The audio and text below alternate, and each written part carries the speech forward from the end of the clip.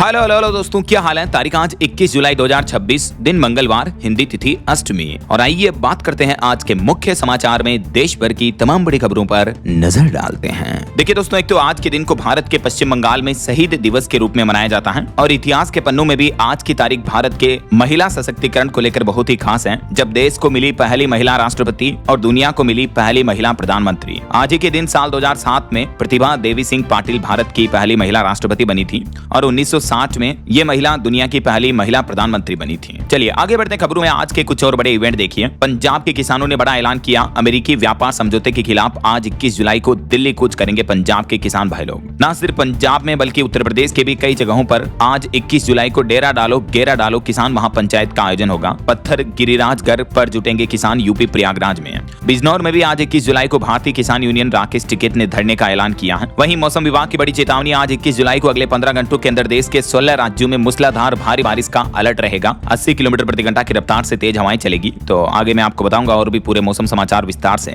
और खबर देखिए, यूसीसी विधेयक मध्य प्रदेश विधानसभा में पेश हुआ। आज 21 जुलाई को इस विधेयक पर चर्चा होगी। 2 बार स्थगित हुआ सदन। महाराष्ट्र पुणे में आज से 3 अगस्त तक प्रतिबंध लागू रहेंगे। 5 से ज्यादा लोगों के जमाव पर रोक रहेगी। और पुणे के बाद महाराष्ट्र मुंबई में भी 15 दिनों के लिए BNSS की धारा 163 लागू हो चुकी है। अब बिना अनुमति सभा प्रदर्शन वगैरह पर रोक रहेगी। मुंबई में 23 जुलाई से लेकर 6 अगस्त तक 5 से ज्यादा लोगों के जुटने पर भी रोक रहेगी। सरकार की तरफ से ये सख्त गाइडलाइंस लागू की गई हैं। देख सकते हैं आप किन किन चीजों पर प्रतिबंध रहेगा। और किसानों को लेकर एक और बड़ा अपडेट सामने आ रहा। हरियाणा में कृषि यंत्रों पर अनुदान के लिए आज 21 जुलाई को निकलेगा ऑनलाइन लकी ड्रा। सुबह 11:30 बजे ये लकी ड्रा का आयोजन किया जाएगा और पात्र किसानों को कृषि यंत्रों पर सरकार की तरफ से अनुदान दिया जाएगा। वहीं बिहार आरा में आज 21 जुलाई को रोजगार मेले का आयोजन होगा। 4000 युवाओं को नौकरी मिलेगी। 35,000 तक की सैलरी रहेगी। जिला नियोजनालय द्वारा ये जॉब फेयर का आयोजन किया जा रहा है। और पश्चिम बंगाल में कलकत्ता हाईकोर्ट ने ममता बनर्जी की TMC को आज 21 जुलाई रैली की इजाजत दे दी है। हालांकि कुछ प्रतिबंध लगाए गए हैं। 2500 से ज्यादा लोग इकट्ठा नहीं हो सकेंगे। और आज 21 जुलाई की रैली से पहले TMC की राजनीति में भी घमासान देखने को मिल रहा है। प्रदेश सचिव शिव दासन दासू ने अपनी ही पार्टी के नेताओं पर भ्रष्टाचार के गंभीर आरोप भी लगाए। और खबर है, बहुचर्चित केस राजा रघुवंशी हत्याकांड मामले पर सोनम की जमानत पर भी आज सुप्रीम कोर्ट में 21 जुलाई को अहम सुनवाई होनी है। झारखंड में महिला कांग्रेस आज 21 जुलाई को संसद चलो आंदोलन का ऐलान किया है। महिला आरक्षण लागू करने की मांग को लेकर दिल्ली जाएगी महिलाएं। तो ये तो आज के कुछ बड़े इवेंट रहेंगे। और चलिए आगे बढ़ते हैं खबरों में। सबसे पहले बात करें दिल्ली के जंतर मंतर पर जो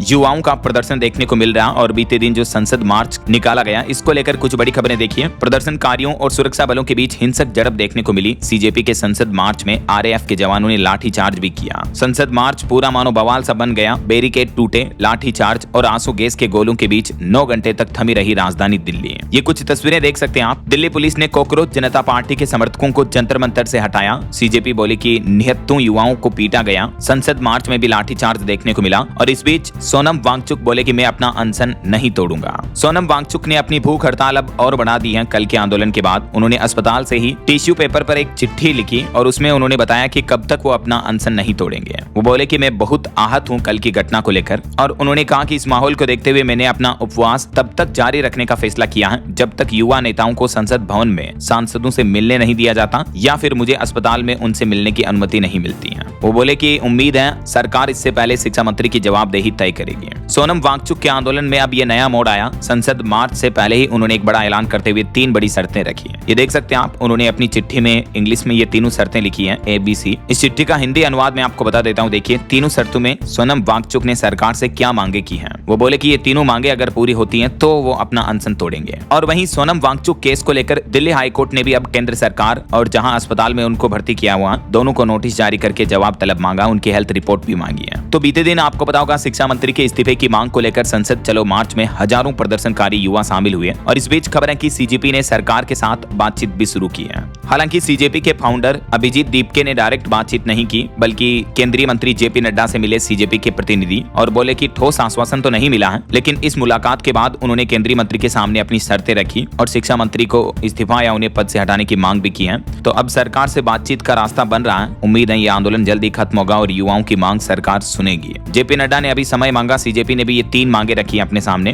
पहली, सोनम वांगचुक को तत्काल रिहा किया जाए। दूसरी, केंद्रीय शिक्षा मंत्री धर्मेंद्र प्रधान इस्तीफा दें। और तीसरी, कि नीट यूजी में जिन भी अभ्यर्थियों ने इस तरह का कदम उठाया, अपनी जीवन लीला खत्म कर ली, उनके परिजनों को 1-1 करोड़ का मुआवजा दिया जाए। तो ये मांगे वाकई में बहुत जायज हैं, सीजेपी द्वारा जो की गई मांगे केंद्रीय मंत्री जेपी नड्डा से मुलाकात के दौरान। तो अब देखते हैं इन मांगों को लेकर केंद्र सरकार आखिर कब तक फैसला लेती है और एक्शन लेती है। सीजेपी के प्रदर्शन के बीच दिल्ली पुलिस ने भी अपील की है कि अफवाहों से बचें और कानूनी निर्देशों का पालन करें। ये सीजेपी के प्रोटेस्ट की कुछ तस्वीरें आप देख सकते हैं, फोटोज। इस प्रदर्शन के दौरान एक युवक का वीडियो सोशल मीडिया पर वायरल हुआ, जिसमें युवक पुलिस से बोला कि मुझे और मारो। प्रदर्शनकारियों को पुलिस ने दौड़ा कर पीटा, कई लहूलुहान भी हो गए। और जंतर मंतर पर यह प्रोटेस्ट और सोनम वांगचुक के समर्थन में और भी देश के कई राज्यों में ये विरोध प्रदर्शन देखने को मिला। देख सकते हैं आप हिमाचल प्रदेश में भी धर्मेंद्र प्रधान के इस्तीफे की मांग को लेकर युवा लोग बाग सड़कों पर उतर आए। और दिल्ली में हुए इस प्रदर्शन की वजह से हरियाणा में भी नाकाबंदी वगैरह देखने को मिली है। चलिए आगे बढ़ते हैं खबरों में। देखिए आप अगली खबर, संसद का मानसून सत्र शुरू हो चुका है और पहले ही दिन पेपर लीक मुद्दे को लेकर विपक्ष ने जमकर हंगामा किया। लोकसभा की कार्यवाही बार-बार स्थगित हुई है। राम मंदिर चढ़ावा चोरी, नीट पेपर लीक समेत कई मुद्दों को लेकर विपक्ष ने सरकार को जवाब तलब किया। कांग्रेस अध्यक्ष मल्लिकार्जुन खड़गे बोले कि जंतर मंतर पर लाठीचार्ज करने से बच्चों की आवाज दबा रही है सरकार। वहीं संसद में सरकार ने एक बार फिर से ये भी बयान दिया कि E20 पेट्रोल से गाड़ियों के इंजन खराब नहीं हो रहे हैं। 23 करोड़ से भी ज्यादा गाड़ियां बिना परेशानी के चल रही हैं। हालांकि सरकार ने ये बात भी कबूली है कि कुछ पुरानी गाड़ियों का माइलेज मामूली गिरा है इथेनॉल मिश्रित पेट्रोल से। लेकिन बाकी सभी बातों को E20 फ्यूल को लेकर जो फैली बातें उनको अफवाहें बताते हुए सरकार ने जवाब में कहा कि 23 करोड़ से ज्यादा गाड़ियों में इंजन फेल होने का कोई सबूत नहीं मिला है। वहीं संसद के मानसून सत्र के बाद मीडिया को संबोधित करते हुए पीएम नरेंद्र मोदी ने कहा कि 28 साल के युवा भारत में आज इतिहास रच रहे हैं। राहुल गांधी पर तंज कसते हुए पीएम मोदी बोले कि 56 साल के युवा की बात नहीं कर रहा हूं मैं, बल्कि 28 साल के युवा की बात कर रहा हूं। पीएम मोदी के इस बयान पर उनके पीछे खड़े केंद्रीय मंत्री किरण रिजिजू भी हंसने लगे। तो कुछ यूं रहा संसद के मानसून सत्र के पहले दिन का माहौल। चलिए अगली खबर देखिए। टोल प्लाजा के 20 किलोमीटर तक के दायरे में रहने वालों के लिए अच्छी खबर है। अब राजमार्ग यात्रा मोबाइल ऐप के माध्यम से घर बैठे बनवा सकेंगे आप अपना लोकल पास। जी हां, NHAI यानी national highway authority of India की तरफ से यह बड़ा कदम उठाया गया है और राजमार्ग यात्रा मोबाइल ऐप पर डिजिटल लोकल पास बनाने की सुविधा शुरू कर दी गई है। मार्ग मित्रा हेल्प सेंटर पर भी आपको फैसिलिटी मिलेगी। बाकी आप इस राजमार्ग यात्रा मोबाइल ऐप के माध्यम से कैसे घर बैठे ही डिजिटल लोकल पास बनवा पाएंगे, देख सकते हैं आप डिटेल्स। राजधानी दिल्ली से इसकी शुरुआत हो चुकी है और जल्दी पूरे देश में ये नया सिस्टम, नई सुविधा लागू की जाएगी। वहीं सरकार का कहना है कि मार्ग मित्र हेल्प सेंटर भी अब 22 भाषाओं में आपको मदद देगा।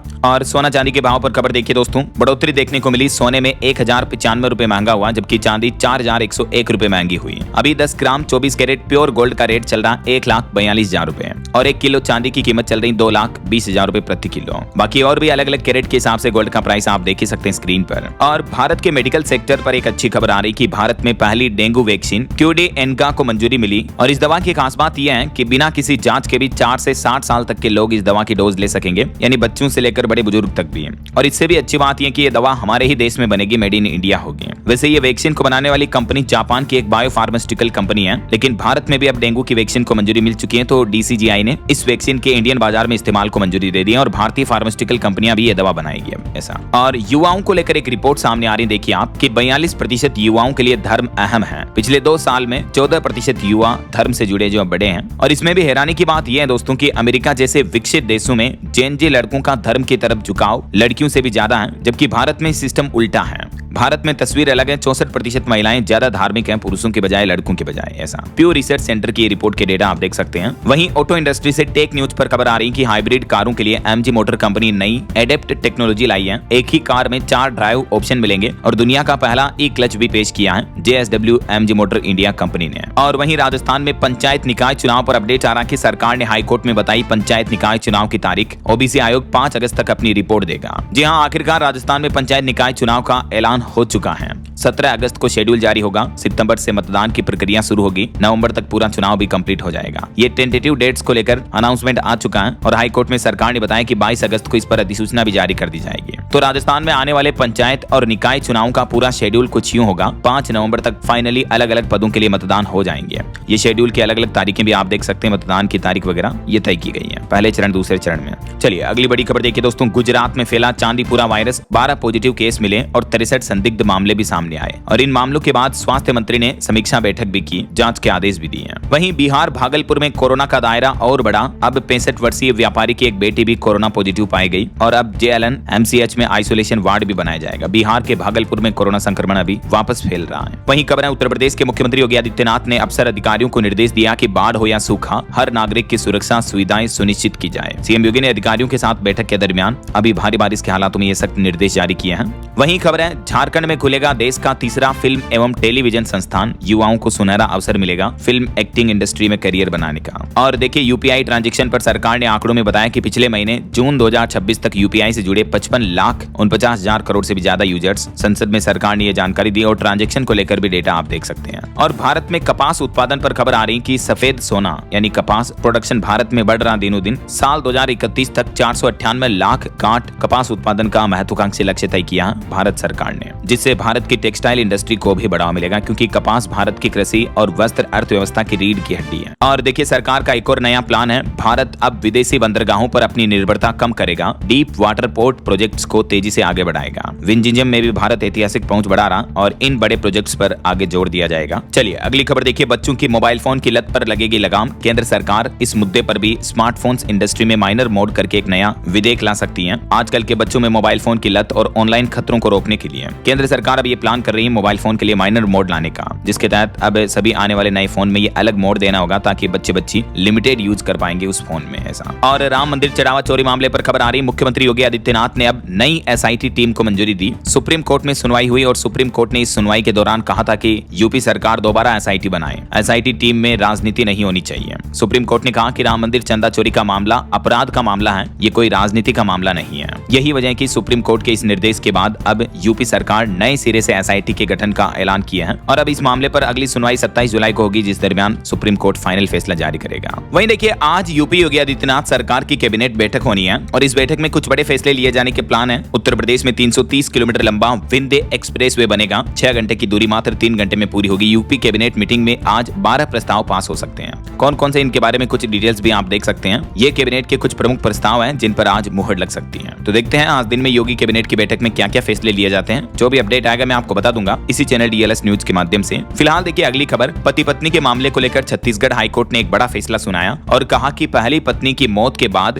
दूसरी पत्नी भी फैमिली पेंशन की हकदार है। छत्तीसगढ़ हाईकोर्ट ने पारिवारिक पेंशन को लेकर एक केस पर सुनवाई करते हुए ये अहम फैसला सुनाया। और ऐसे ही एक हिमाचल प्रदेश हाईकोर्ट का भी फैसला देखिए कि दूसरी पत्नी से संबंध भले ही गैर कानूनी है लेकिन अनैतिक नहीं है। हिमाचल हाईकोर्ट ने भी एक पेंशन के मामले पर ही यह अहम फैसला सुनाया और कहा कि पहली पत्नी की मौजूदगी में किया गया दूसरा विवाह कानूनन अमान्य होने पर भी अनैतिक नहीं माना जा सकता है ऐसा। तो आश्रित दूसरी पत्नी को भी ऐसे केस में पारिवारिक पेंशन का हक दिया जाएगा। हाईकोर्ट ने सामाजिक न्याय का दृष्टिकोण अपनाया। वहीं खबर है केंद्र सरकार ने 2 राज्यों में खनन के लिए 2000 हेक्टेयर से भी ज्यादा वन भूमि के डायवर्जन को मंजूरी दी है, जिसमें उड़ीसा और छत्तीसगढ़ राज्यों में ये मंजूरी मिली है। देख सकते हैं इन 3 परियोजनाओं के लिए कुल 1737 हेक्टेयर भूमि के डायवर्जन का प्रस्ताव है। चलिए अगला अपडेट देखिए, पश्चिम बंगाल में 1 सितंबर से सरकारी कामकाज की प्रमुख भाषा बनेगी बंगाली भाषा। बंगाल के मुख्यमंत्री शुभेंदु अधिकारी की तरफ से यह बड़ी घोषणा की गई है। अब सरकारी कार्यालयों, नागरिक सेवाओं और आधिकारिक दस्तावेजों में बंगाली भाषा का व्यापक उपयोग होगा। केंद्र से पत्राचार भी बंगाली और हिंदी में किया जाएगा। तो पश्चिम बंगाल में बंगाली भाषा को बढ़ावा देने के लिए मुख्यमंत्री शुभेंदु अधिकारी ने यह नया आदेश जारी किया है। वहीं खबर है राजस्थान में 31 अगस्त तक चलेगा भजन लाल का सेवा दरबार, जनता को बड़ी राहत मिलेगी। मुख्यमंत्री ने बढ़ाई ग्रामीण शहरी शिविरों की तारीख भी है, तारीख को बढ़ाकर 31 अगस्त कर दिया।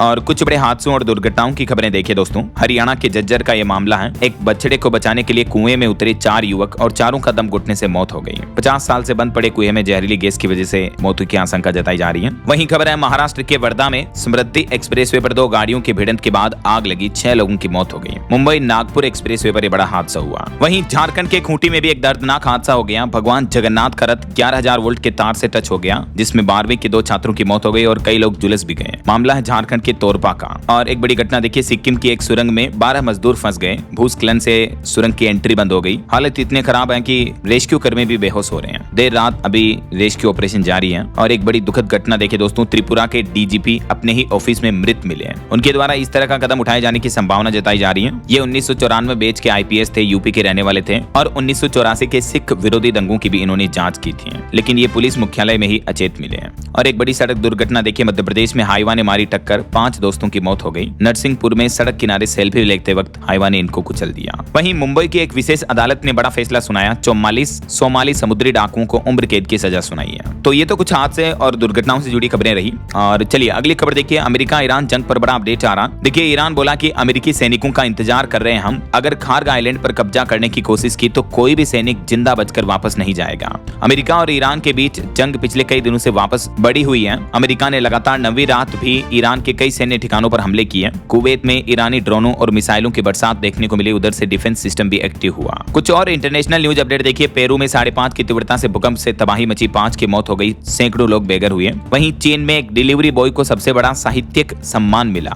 ग्राहकों की फटकार के बाद ये लेखक बने, किताबें लिखी, खाना पहुंचाते हुए कई कविताएं लिखी इन्होंने। और बड़ी खबर है, नेपाल ने 1 रुपए के सिक्के से विवादित नक्शा हटाया। अब प्राचीन बौद्ध मठ की तस्वीर लगी है इस पर। वहीं नेपाल के प्रधानमंत्री पहली बार भारत और चीन के राजदूतों से मिलेंगे। अब तक इनसे दूरी बनाई हुई थी, लेकिन अब खबर आ रही है कि नेपाल के प्रधानमंत्री बालेन शाह इस सप्ताह भारत और चीन के राजदूतों से अलग अलग मुलाकात करेंगे। रिश्तों को मजबूती मिलेगी। और भारत के लिए एक बड़ी दुखद खबर देखिए। रूस यूक्रेन जंग में यूक्रेन में शिप पर हमला हुआ, जिसमें 4 भारतीयों की मौत हो गई। इस घटना के बाद भारत ने कहा कि कारोबारी जहाजों को निशाना बनाना गलत है। तो यूक्रेन ने इन हमलों का आरोप रूस पर लगाते हुए कहा कि रूसी मिसाइलों से यह हमला हुआ। यूक्रेन के ओडेसा पोर्ट से रवाना हुए कार्गो जहाज MV गोल्डन लियो पर हुए हमले में 4 भारतीय नागरिकों की मौत की खबर है, जबकि एक और गंभीर रूप से घायल भी है। इस घटना पर भारत ने कड़ी निंदा जताई। वहीं खबर है, अमेरिका के उपराष्ट्रपति JD वेंस उपराष्ट्रपति के पद पर रहते हुए चौथी बार पिता बने, चौथे बच्चे के पिता बने वो। अमेरिका में 150 साल में पहली बार ऐसा हुआ। ज्यादा बच्चों के पक्षधर हैं JD वेंस। और ब्रिटेन की राजनीति में भी बड़ा फेरबदल देखने को मिला। एंडी बर्नहेम ब्रिटेन के नए प्रधानमंत्री बने। 10 साल में 7वें PM बन चुके हैं ब्रिटेन में। वहीं खबर है, भारत और अफगानिस्तान के बीच भी व्यापारिक संबंध मजबूत होंगे। वीजा की प्रक्रिया आसान करने पर जोर दिया जा रहा। प्रशासनिक बाधाओं पर भी मंथन किया जाएगा। और भारत और स्पेन के बीच भी डिजिटल भुगतान बड़ा आसान होगा। दोनों देशों के बीच ये समझौता होने जा रहा। वहीं जांजिबार के राष्ट्रपति 4 दिवसीय भारत दौरे पर आए हुए हैं। इस दरमियान दोनों देशों के बीच रणनीतिक साझेदारी बढ़ाने पर जोर दिया जाएगा। अफ्रीकी द्वीप है ये जांजिबार, इसके राष्ट्रपति भारत दौरे पर आए हुए हैं। और अमेरिका के राष्ट्रपति डोनाल्ड ट्रंप ने अब ईरान को एक नई धमकी देते हुए कहा कि अमेरिकी सैनिकों की मौत का बड़ा बदला चुकाएगा ईरान। ट्रंप ने खुली धमकी में कहा, फिर धधक उठाए पश्चिम एशिया। हॉर्मुज रूट में भी एक और जहाज पर हमला देखने को मिला। इजरायली सेना बोली कि हम जंग फिर से शुरू करने के लिए तैयार हैं। और हाल ही में अमेरिका ने जो नए वीजा नियम लागू किए, इससे भारतीय स्टूडेंट की चिंता बढ़ गई। कुछ रिपोर्ट्स में तो ये भी बताया जा रहा है कि बीच में ही छूट सकती है भारतीय छात्रों की पढ़ाई। दरअसल नियम में क्या बदलाव किया गया है, देख सकते हैं आप इस बारे में डिटेल्स जानकारी भी। वहीं खबर है, मोल्दोवा पहुंची भारत की राष्ट्रपति द्रौपदी मुर्मू। यहाँ के उप प्रधानमंत्री ने उनका स्वागत किया। कई अहम मुद्दों पर चर्चा होगी। और खबर है कि अमेरिका ईरान का तनाव अब और चरम पर पहुंचा। ईरान के IRGC संगठन ने दावा किया कि हमने जॉर्डन में अमेरिकी बेस पर भयानक हमला किया, जिसमें जॉर्डन का अमेरिकी बेस तबाह हो गया। और इस हमले में कई अमेरिकी सैनिकों की भी मौत की खबर है। तो ये तो कुछ इंटरनेशनल माहौल के अपडेट्स चल रहे हैं दोस्तों। बहरहाल अभी तो अपन कुछ और महत्वपूर्ण और काम की खबरें देखेंगे, लेकिन फिलहाल वक्त तो चला है आज के ताजा मौसम समाचार जानने का। और हाँ, एक छोटी सी रिक्वेस्ट आपसे ये है कि अगर आप DLS न्यूज चैनल से अभी तक भी जुड़े नहीं हो तो जुड़ जाइए। चैनल को सब्सक्राइब करके बेल आइकन जरूर दबा देना और इस वीडियो पर एक लाइक और शेयर भी कर देना, ताकि आपको रोजाना की ताजा खबरें, महत्वपूर्ण मुख्य समाचार, काम के न्यूज अपडेट सबसे पहले आपके मोबाइल पर मिलते रहेंगे। ओके, और चलिए बिना टाइम वेस्ट किए सीधा आगे बढ़ते हैं मौसम अपडेट में। तो देखिए, अभी देश के 70% हिस्सों में बादल छाए हुए हैं। मानसून वापस सक्रिय हो चुका है और 25 जुलाई तक अधिकांश राज्यों में बारिश का अलर्ट रहेगा। उत्तर प्रदेश में इतनी भारी बारिश हुई कि 40 मंदिर डूब गए। जम्मू कश्मीर में भी मकान ढहने से एक ही जगह 7 लोगों की मौत की खबर है। जम्मू कश्मीर के पुंछ में लैंडस्लाइड की घटना में घर ढह गया और इस हादसे में 7 लोगों की मौत हो गई। वैसे जम्मू कश्मीर में अलग अलग जगहों पर हादसों में 23 लोगों की मौतों की खबरें हैं। पहाड़ी राज्यों में मानसून का कहर देखने को मिल रहा। घाटी से लेकर पूर्वोत्तर तक भूस्खलन और बाढ़ ने तबाही मचाई हुई है। जम्मू कश्मीर में कुल 23 लोगों की मौत हो गई पिछले 12 से 24 घंटों के अंदर अंदर ही। तबाही का सिलसिला अभी भी जारी है। पुंछ में भूस्खलन ने भी कई परिवार उजाड़ दिए हैं। यही वजह कि जम्मू में अभी माता वैष्णो देवी की यात्रा भी स्थगित की हुई है और जम्मू के कटरा में हजारों श्रद्धालु भी फंसे हुए हैं। किसी ने लौटने का फैसला किया तो कोई अपनों का इंतजार कर रहा है। जम्मू के जैसे उत्तराखंड में भी भारी बारिश की वजह से 4 धाम यात्रा व हेमकुंड साहिब यात्रा पर अस्थायी रूप से रोक लगा दी गई है। उत्तराखंड के दून में भी बाढ़ से हालात काफी गंभीर चल रहे। 98 मार्ग भी बंद हैं। और मौसम विभाग का तो कहना कि अगले 24 घंटे और भारी होंगे। जम्मू के 7 और कश्मीर के 3 जिलों में तेज बारिश और बाढ़ आंधी तूफान की चेतावनी अलर्ट जारी किया मौसम विभाग ने। कुछ और अलग अलग राज्यों की मौसमी स्थितियां देखिए दोस्तों आप। उत्तर प्रदेश में 24 जुलाई तक जोरदार बारिश की चेतावनी। उन्नाव के अस्पताल में तो घुटनों तक पानी भर गया। शामली में 10-10 फीट तक सड़कें धंस गई। और अभी भी मौसम विभाग का कहना कि अगले 5-6 दिन उत्तर प्रदेश में भारी बारिश के आसार रहेंगे। यूपी के 20 शहरों में बारिश में 7 लोगों की मौत भी हो गई। यूपी के बलिया में देखिए 450 से ज्यादा गाँव की बत्ती गुल हो गई। इंटरनेट और मोबाइल सेवाओं पर भी असर पड़ रहा भारी बारिश की वजह से। और अगले 24 घंटों के दौरान इन 69 जिलों में अति भारी बारिश का अलर्ट जारी किया मौसम विभाग ने उत्तर प्रदेश प्रदेश में। अच्छा, अब देखिए हरियाणा के भी 9 जिलों में बारिश की चेतावनी। पानीपत में काली घटाछाई, 24 घंटे में पूरे प्रदेश में फिर एक्टिव होगा मानसून। मौसम विभाग की तरफ से ये बड़ी चेतावनी जारी की है। और झारखंड में अब तक महज 14% ही धान की फसल बुआई हो पाई। 3 प्रमंडल की स्थिति सबसे खराब चल रही है। अगर बारिश नहीं हुई तो पैदावार पर भी सीधा असर पड़ेगा। और छत्तीसगढ़ में भी देखिए अगले 48 घंटे भारी बारिश का अलर्ट है। मध्य और उत्तर हिस्से भीगेंगे, ज्यादा बारिश होगी। मतलब यहाँ कई जगहों पर छत्तीसगढ़ में भी नदियां उफान पर चल रही, बाढ़ के हालात हैं। मध्य प्रदेश की बात करें तो एमपी में अब तक सामान्य से 16% कम बारिश हुई है। मध्य प्रदेश का पूर्वी हिस्सा सूखे का सामना कर रहा, जबकि 90% हिस्से में अगले 4 दिन हल्की फुल्की बारिश की चेतावनी है। और इस जुलाई महीने के आखिरी सप्ताह में मध्य प्रदेश में और स्ट्रॉन्ग सिस्टम एक्टिव होगा। 23 जुलाई तक तो हल्की बारिश का दौर बना रहेगा, उसके बाद फिर और ज्यादा हेवी रेन की चेतावनी है। बाकी आज 21 जुलाई को भी लगभग सभी जिलों में हल्की फुल्की बारिश का अलर्ट तो है ही, और यही बारिश का सिलसिला मध्य प्रदेश में 22 और 23 तारीख तक भी जारी रहेगा। राजस्थान की बात करें दोस्तों तो राजधानी जयपुर, अलवर समेत 7 जिलों में बारिश हुई। धौलपुर में सड़कों पर पानी भरा। डूंगरपुर में बरसात के लिए महिलाओं ने पुरुष के वेश में जुलूस भी निकाला। ये तस्वीरें आप देख सकते हैं। आज भी वैसे राजस्थान में आधे से ज्यादा जिलों में बारिश का अलर्ट है। और कल 22 तारीख को तो 2 जिलों को छोड़कर पूरे राजस्थान में बारिश की येलो चेतावनी है। 23 तारीख तक भी यही अलर्ट रहेगा। अच्छा, आप देखिए बिहार में लखीसराय में इतनी भारी बारिश हुई, रेलवे ट्रैक भी डूब गया। खगड़िया, किशनगंज और जमुई में भी कई सड़कें डूबी। गया में एक अस्पताल भी पूरा जलमग्न हो गया और बगहा में एक किसान को मगरमच्छ खींच कर ले गया। बिजली गिरने की वजह से 11 लोगों की मौतें हो गई पिछले 24 घंटों के अंदर अंदर बिहार में। कई जिलों में हो रही लगातार भारी बारिश की वजह से हालात काफी बिगड़ने लगे हैं बिहार में भी। आज भी वैसे इन 10 जिलों में बारिश का अलर्ट है। और बिहार के बाद देखिए पंजाब, चंडीगढ़ में भी तेज बारिश की चेतावनी। लुधियाना, जालंधर समेत 14 जिलों में अलर्ट है। 23 जुलाई तक मौसम खराब रहेगा। चंडीगढ़ में आने वाले समय में मौसम का हाल कैसा रह सकता है देख सकते हैं आप जानकारी। पहाड़ी राज्यों की बात करें दोस्तों तो हिमाचल प्रदेश में 4 जगहों पर बादल फटने से अफरा तफरी से मच गई। चंबा में 11 मजदूर फंस गए। लाहौल और स्पीति में फसलें और कृषि भूमि भी बह गई। आज और कल भी रेड अलर्ट रहेगा हिमाचल प्रदेश में। और उत्तराखंड में भी भारी बारिश और भूस्खलन के चलते चारधाम यात्रा वगैरह रोकी गई। श्रद्धालुओं से अफवाहों से बचने की अपील की गई है। उत्तराखंड के 2 जिलों में आज स्कूलों में भी छुट्टी रहेगी। देहरादून में भी बारिश की वजह से कई जगहों पर सड़कें डूब गई। आकाशीय बिजली गिरने से कई जगहों पर मौतें भी देखने को मिली। और अब अगले आने वाले 3 दिन, आज 21 जुलाई, कल 22 और परसों 23 जुलाई को उत्तराखंड में मौसम का हाल कैसा रहेगा देख सकते हैं आप जानकारी स्क्रीन पर। असम राज्य में भी बाढ़ की वजह से 1.5 लाख से भी ज्यादा लोग प्रभावित हैं। अब भारतीय सेना ने शुरू किया ऑपरेशन जल राहत। बाकी दोस्तों आगे आने वाले 2 दिन, आज और कल 21-22 जुलाई को देश भर में मौसम का हाल कैसा रहेगा जानकारी आप देख सकते हैं स्क्रीन पर। वैसे आप कौन से राज्य में रहते हैं और आपके यहाँ भी मतलब मौसम का हाल क्या चल रहा है? बारिश वगैरह हो रही है या गर्मी का माहौल है? आपके राज्य और जिले का नाम कमेंट करके बताएगा जरूर। चलिए मौसम अपडेट के बाद आगे बढ़ते हैं खबरों में। कुछ मार्केट अपडेट्स पर नजर डाल लेते हैं। देखिए बीते दिन भारतीय शेयर बाजार में 450 अंक की गिरावट देखने को मिली। निफ्टी भी 96 अंक नीचे रहा। वहीं खबर है अमेरिका और ईरान तनाव के बीच क्रूड ऑयल फिर से $90 के पार पहुंचा। एक सप्ताह में ही 16% तक रेट बढ़ चुके हैं। भारत में भी इससे पेट्रोल डीजल की महंगाई का खतरा बढ़ने लगा है। रुपया और विदेशी निवेश पर भी दबाव बढ़ेगा। और देखिए शेयर बाजार के निवेशकों को LTCG टैक्स पर राहत नहीं मिलेगी। सरकार बोले कि इसे हटाने का कोई प्रस्ताव नहीं है। दरअसल LTCG का मतलब होता है long term capital gains tax. तो घरेलू और रिटेल निवेशकों के लिए इस टैक्स को हटाने को लेकर जो चर्चाएं चल रही थी, तो सरकार का कहना है कि ये टैक्स नहीं हटाया जाएगा। वैसे ये टैक्स कब लगता है, किस तरह के एसेट वगैरह पर, जैसे आप देख सकते हैं इक्विटी शेयर, म्यूचुअल फंड वगैरह को आप लॉन्ग टर्म होल्ड करके फिर बेचते हो 12 महीने, 1 साल या उससे ज्यादा, तब आपको उस पर 12.5% की दर से फ्लैट टैक्स देना पड़ता है। यही long term capital gain tax होता है और इसी को लेकर सरकार ने यह फैसला लिया है। तो शेयर बाजार में मिडिल क्लास निवेशकों को एक बड़ा झटका है। स्टॉक मार्केट में जो निवेश वगैरह करते हैं उनके लिए ये टैक्स बरकरार रहेगा ऐसा। चलिए अगली खबर देखिए। DGCA भी एक नया सिस्टम लेकर आ रहा। विमान से जुड़ी घटनाओं की रिपोर्ट अब ऑनलाइन होगी, जिससे यात्रियों और एयरलाइंस दोनों को ही फायदा होगा। देश में विमानन सुरक्षा को और मजबूत करने के लिए सरकार का यह नया प्लान है। वहीं खबर है उत्तर प्रदेश में कांसे की संस्कृति और 7 स्टार सुविधाओं से सजेगा बाबतपुर एयरपोर्ट। देश का पहला ग्रीन टर्मिनल भी बनाया जाएगा यहाँ। और महाराष्ट्र में ऑपरेशन म्यूल हंट के तहत एक ही दिन में कई फ्रॉड खाताधारकों पर FIR दर्ज हुई। साइबर ठगी पर महाराष्ट्र पुलिस ने यह बड़ा प्रहार किया। वहीं आपको सावधान करने वाली एक खबर बताता हूँ। देखिए आप 5 तरह की एंटीबायोटिक और एंटी फंगल दवाओं से लीवर और किडनी को खतरा है। CDSCO की तरफ से चेतावनी जारी की गई कि इन दवाओं को डॉक्टर के प्रिस्क्रिप्शन के बिना ना लें। कौन कौन सी दवाएं हैं जो आपके शरीर में किस तरह का साइड इफेक्ट कर सकती हैं, इन दवाओं के नाम और इफेक्ट्स की जानकारी भी आप देख सकते हैं स्क्रीन पर। चलिए अगली बड़ी खबर देखिए। बिहार में अब ऑनलाइन जुआ खेलने वालों पर सख्त कार्रवाई होगी। 7 साल की जेल और 10 लाख रुपए तक के जुर्माने का प्रावधान रखा गया है। बिहार सरकार मानसून सत्र में बिहार जुआ प्रतिषेध विधेयक 2026 लाने जा रही है। बिहार से जुड़े कुछ और बड़े अपडेट देखिए। मुख्यमंत्री सम्राट सरकार ने एक और बड़ा फैसला लिया। बिहार में बनेगा नगर विकास प्राधिकरण। नए शहरों और टाउनशिप योजनाओं पर फोकस रहेगा।